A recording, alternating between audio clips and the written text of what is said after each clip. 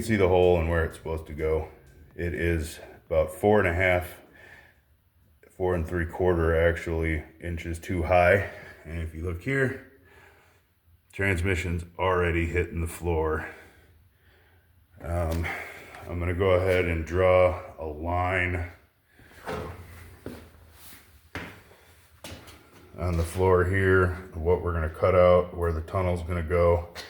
It looks like I'm pretty close to the height that I want on the back side, but until I get this floor out of the way, we won't really know for sure. So I guess the best bet's gonna be just to take this center section out, at least up until this first brace up here in the back, where those little 3 ribs are.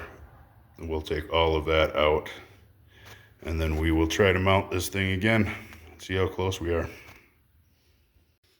All right, there is my preliminary tunnel cut. Like I said, I didn't go into any of this back bracing here. I don't think it's necessary. I think that will all be just fine. At least I'm hoping it will be.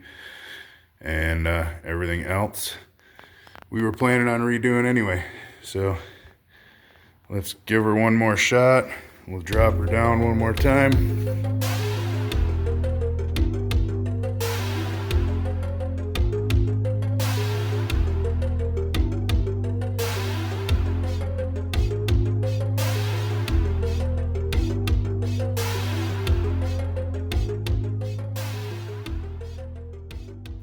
Okay, so I should have done this little video before I lifted the body back up, but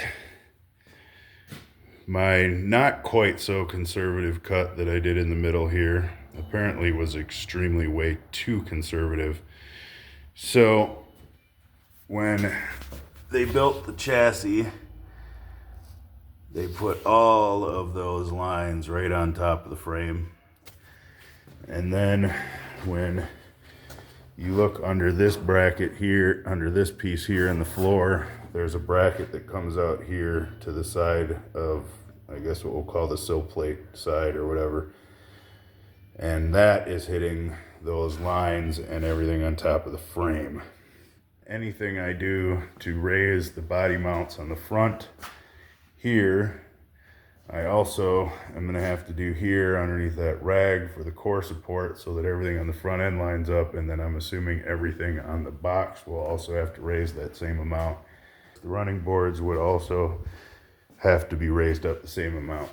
So instead of doing all of that just to save these 2 foot by 3 foot pieces of sheet metal in the floor, I'm gonna cut around this bracket here, nice and tight against it, leave an inch all the way across, and then come right across the back. And then this section here in the middle, I'll cut the top out and layer it to get the underside bracket out and keep that bracket, and I will just raise it where it attaches on the side here higher, and then the floor here will have to have a 90 in it, come up the 1.5 inches, and then head across. So losing another 1.5 inches of cab, but we will redesign as necessary, because that's how that works in the custom world. You just keep cutting until everything fits and then put it back together. And the good guys can put it back together, and it either doesn't look like anything happened, or it's just aesthetically pleasing enough that you'd have wanted to do it anyway.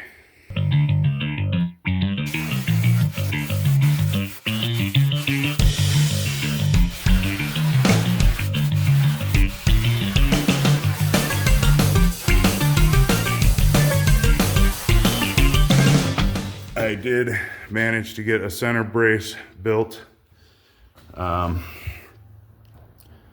span the center of the floor, and Amy is getting the original brackets, all the spot welds and everything cut out of those, so I can get the original bracket under these. These will actually sit about 1/4 inch higher than this, so they'll be up off of those lines. And then we'll run the floor flat across here, come across the top of that one, and then go into the toe board, and then we'll build the tunnel down the center.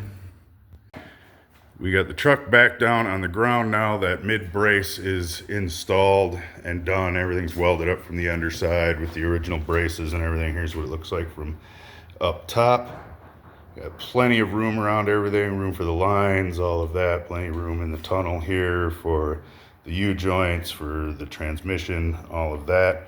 We're gonna run a brake right there on the edge of the cardboard to come up that'll catch the tunnel. And then we'll do a 45 brake here where that kicks up into the kick panel. They're not the kick panel, but the toe board across the front. Did a 90-degree brake on this side here going down into the sill plate. And then we're gonna trace this piece to go right along the back of that brace there. So I think the idea is gonna be to do this each side in 2 pieces, have it overlap in the middle where that brace is. Then I can do a nice little design in the front and back pan just to add some strength. I don't know if we'll do a bead roll or make it look like a little stamp section. We'll figure that out once I get the piece cut out. I'll design that. And then once we get all 4 pieces of the floor in and the toe board section tacked in, I can start working on making this tunnel. And my plan is to make that all out of one piece on the wheel, so it'll just be a nice little domed section running through the middle. But yeah, I'm gonna get this piece of cardboard out of here, get it laid on a piece of 18 gauge sheet, and start getting to work cutting and bending.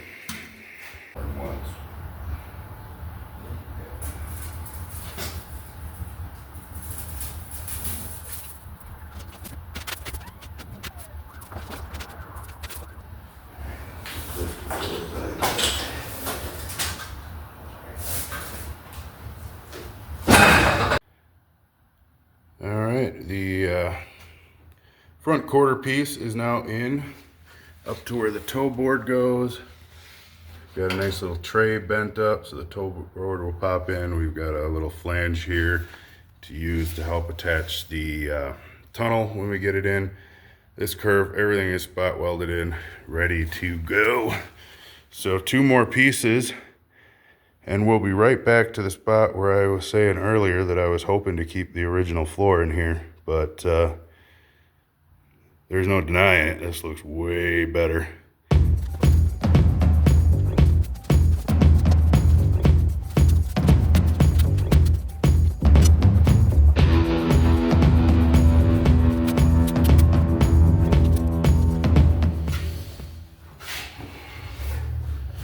All right, this one's all cut out. We got it all bead rolled, ready to go. Pretty much fitted exactly where I need it to be. Got my holes punched for my rosette weld, so I'm gonna go ahead and get this all clamped in place, welded in, and we'll start working on the one up front.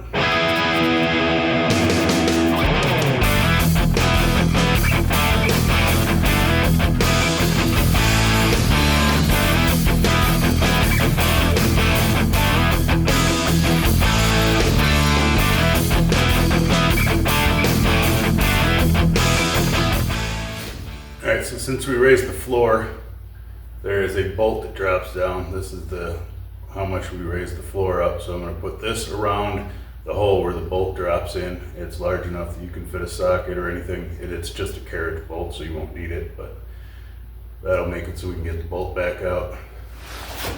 And we can keep everything where it's supposed to be.